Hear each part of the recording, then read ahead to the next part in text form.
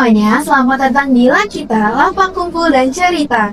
Bersama saya Anissa Zahra Tania. Di episode kali ini kita akan ngobrol santai nih bersama narasumber yang kesehariannya bergelut dengan informasi hoax. Saya tidak sendirian kali ini, saya sudah bersama Pak Aribowo Sasmito selaku co-founder dan juga fact-checking spesialis Mavindo.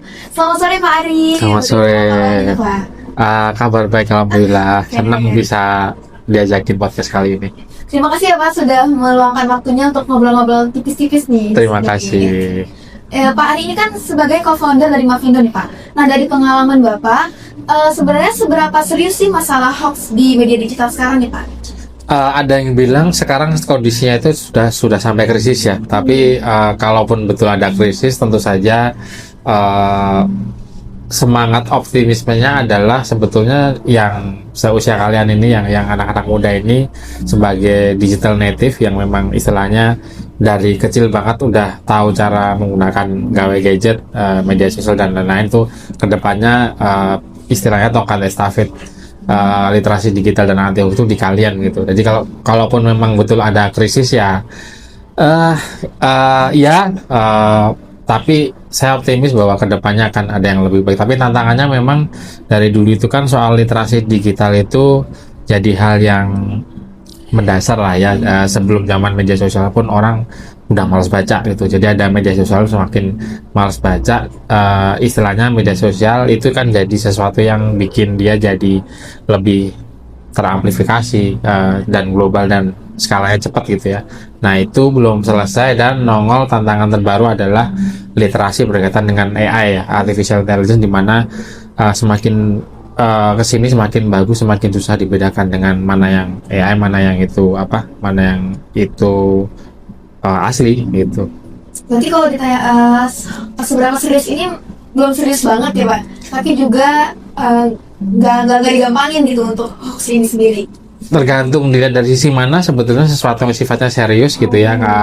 Saya ambil contoh misal di WhatsApp grup keluarga lah ya gitu, itu kan pasti di situ akan ada yang digital native sama digital migrant ya, orang-orang senior kita ya, bapak ibu paman bibi kita yang kalau ngeliat sesuatu yang ini kayaknya asli nih, apalagi kalau AI itu kan udah susah dibedakan. Nah mereka itu tantangannya adalah pada saat dikasih tahu itu sebetulnya bikinan AI itu hoax ya akan malah kita yang dimarahin gitu ya. Jadi tergantung konteksnya, dibilang serius ya serius, tapi tentu saja kita nggak boleh pesimis karena kedepannya ya saya percaya bahwa ini anak-anak muda yang sekarang ini akan jadi ujung tombak literasi digital dan anti hoax sih. Dari yang sering Bapak temukan nih, kira-kira apa sih yang paling bikin orang gampang kena hoax dan akhirnya ikut menyebarkan hoax itu? Ini sesuatu yang sudah jadi kebiasaan dari zaman sebelum ada media sosial dan gawe gadget ya. Jadi kalau ada yang mikir bahwa ini gara-gara media sosial, gara-gara koneksi internet sekarang kita megang smartphone jadi semuanya gampang, itu cuma alat ya gitu. Jadi itu alat yang mempercepat, tapi dari dulu itu ada kebiasaan di mana orang ngerasa bangga kalau jadi yang pertama tahu dan pertama kali mengabarkan. Ini gue paling update loh gitu. Nih kamu saya kasih tahu nih gitu. Tapi bangga yang salah. Harusnya banggalah jadi yang pertama tahu dan menyebarkan hal yang benar gitu. Nah itu sampai sekarang begitu. Media sosial dan perangkat digital, koneksi internet itu cuma alatnya aja. Itu sesuatu yang sampai sekarang masih jadi permasalahan. Lalu permasalahan terbesar kedua adalah tadi ya, malas baca gitu ya, literasinya males dari zaman sebelum ada medsos. Dan terakhir susah membedakan mana yang ini tantangan terbaru sekarang nih, mana yang konten AI, mana yang memang itu video atau foto asli, karena memang semakin kesini semakin bagus. Di satu sisi gimana pun juga AI itu kan pencapaian teknologi gitu ya, teknologi advancement, di mana sebutlah itu demokratisasi atau liberalisasi, di mana sebelum zaman AI kan bikin video-video yang begitu tuh cuma terbatas ya, studio besar Hollywood misalnya. Nah sekarang ini semua orang bisa bikin, tapi memang dampak negatifnya yaitu bahwa termasuk terakhir kemarin kan pada saat bencana, bukannya orang ikut prihatin tapi malah menggunakan bencana buat sebar-sebar hoax. Ada harimau hanyut, ikan hiu hanyut, itu kan menebar kepanikan ya gitu, dampak negatifnya itu. Itu juga orang-orang kayak buat viral aja nggak sih supaya engagement sosmed mereka. Betul. Memang ada akun-akun yang nyari engagement, ujung-ujungnya mereka ini nggak peduli bahwa ya yang mereka lakukan tuh sampai bisa membahayakan nyawa orang gitu. Kalau misalnya kita tarik ke literasi digital nih Pak, Pak Ari ini mendefinisikan literasi digital itu seperti apa Pak? Ya kemampuan untuk membaca sih pada dasarnya gitu, dan itu tidak semata-mata terbatas ke apa wilayah digital, karena sebetulnya bentuk kemalasan untuk membaca itu dari zaman medsos belum ada pun udah ada gitu, orang-orang malas baca termasuk di sayangnya di Indonesia ini. Tapi seharusnya dengan adanya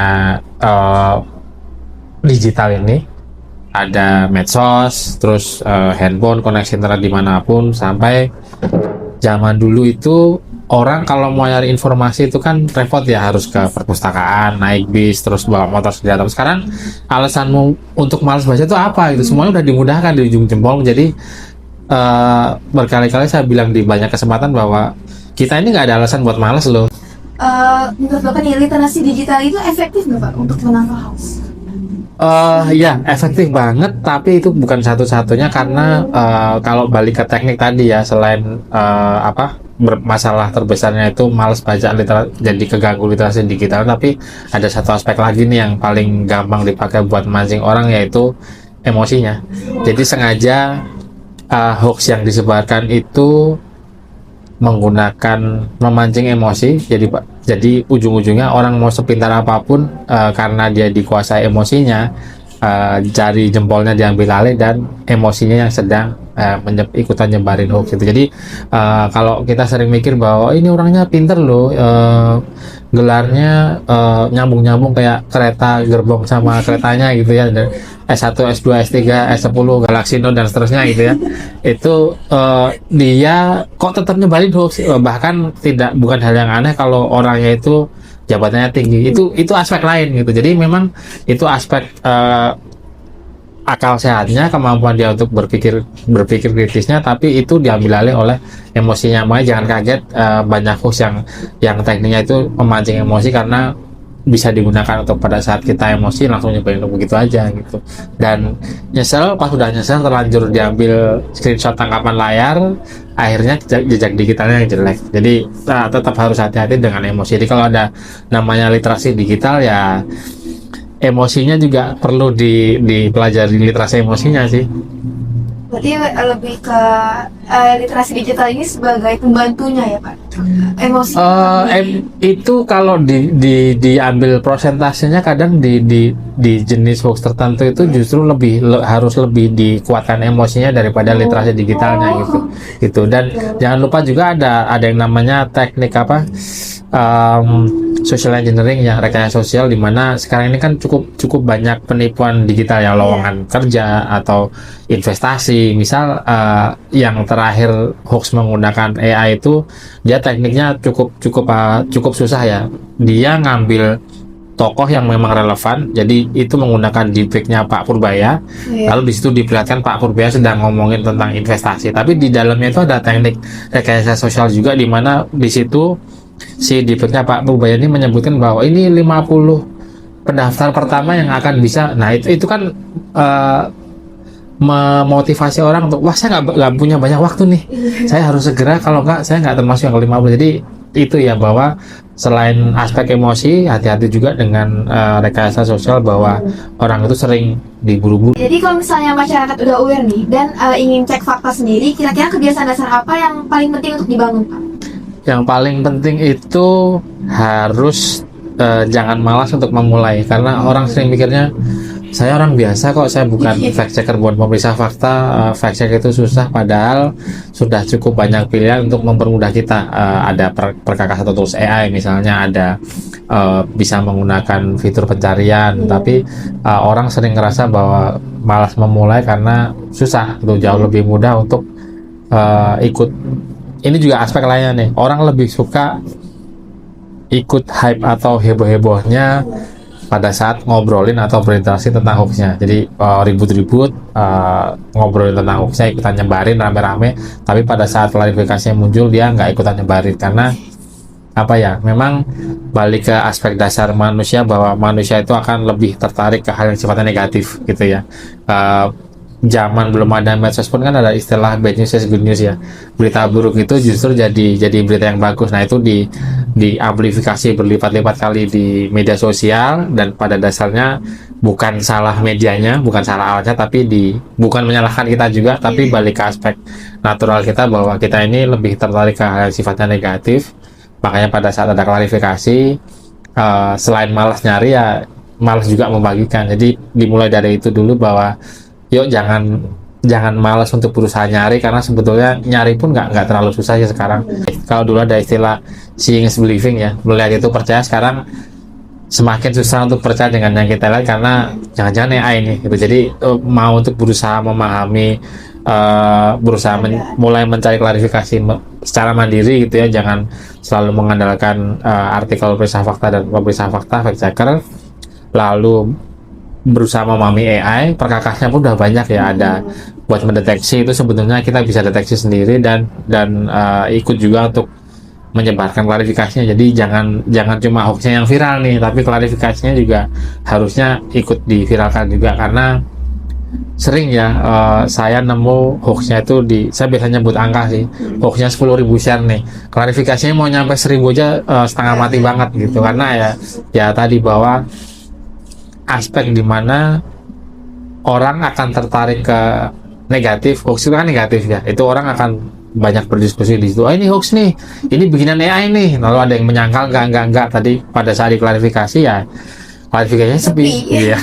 Oke, kita langsung ke pesan kali ya, untuk pesan untuk teman-teman yang lagi nonton nih, supaya lebih bijak lagi dan pasti tidak mudah terjebak hoax di ruang digital ya Pak. Buat pesannya. Iya, itu udah mencakup ya, bahwa pertama lebih bijak ya, ada banyak istilahnya sih, ada care what you share, bagikan yang penting, bukan yang penting bagikan gitu ya, dan tadi jaga emosi gitu ya, jangan buru-buru, terutama kalau nemu sekarang ini kan apa-apa serba video ya, karena medsos sekarang yang populer itu kan semenjak ada TikTok terutama ya, itu video. Nah, kalau melihat video, melihat foto, sebetulnya asal kita nggak buru-buru, para produsen pembuat AI pun sudah menyiapkan langkah-langkah yang itu bagian dari bentuk tanggung jawab mereka, bahwa ada watermark nih, ada gambar apa, kalau bahasa Indonesia apa sih, ada watermark, iya ada watermarknya, ada gambar airnya, bahasa ininya ya, bahasa KBBI-nya, bahwa rata-rata itu udah ada watermarknya, tapi karena terburu-buru orang sering nggak lihat gitu ya. Jadi jangan buru-buru, memang sekarang zaman instan, tapi harusnya di zaman instan ini ada begitu banyak kemudahan, yang banyak hal yang sebetulnya tidak seperti zaman dulu harus serba manual, sekarang sudah di ujung jempol, tergantung kita gitu ya. Asal kita mau berusaha sedikit aja, nggak usah terlalu banyak sampai bermenit-menit gitu ya, itu semuanya kita udah dapet sih, nggak kayak dulu. Berarti tadi seperti yang Bapak sampaikan juga, mulai aja dulu ya Pak? Mulai aja dulu, siapa tahu dari yang tadinya, ini kayak ngomongin narkoba ya, dari yang tadinya nyoba-nyoba akhirnya doyan gitu ya, karena rata-rata kebanyakan pemeriksa fakta di Mavindo, termasuk yang senior, awalnya juga begitu. Kebanyakan kami itu justru bukan dari jurnalistik ya, dari orang-orang IT sih kebanyakan. Jadi orang IT itu kan sudah sering terbiasa salah ketik titik koma aja salah kan, jadi terbiasa detil. Akhirnya kami belajar ikut pelatihan, termasuk sehari-hari nyemplung, dan akhirnya ya jadi pemeriksa fakta gitu. Tadinya dari mulai aja dulu, akhirnya sampai bisa jadi doyan, dan ini apa istilahnya, jadi profesi bahkan. Oke, terima kasih banyak Pak Ari atas pembahasannya tadi, sangat insightful banget ya obrolan kita hari ini. Nah, obrolan kita hari ini bisa jadi pengingat nih buat teman-teman semua tentang literasi digital, pentingnya literasi digital untuk dalam menghadapi maraknya informasi seperti itu. Jadi diharapkan juga untuk teman-teman supaya lebih bijak pastinya, dan kritis dalam share informasi apapun itu. Saya Anissa Zahra Natania pamit undur diri, sampai jumpa di episode selanjutnya. Baik, Pak.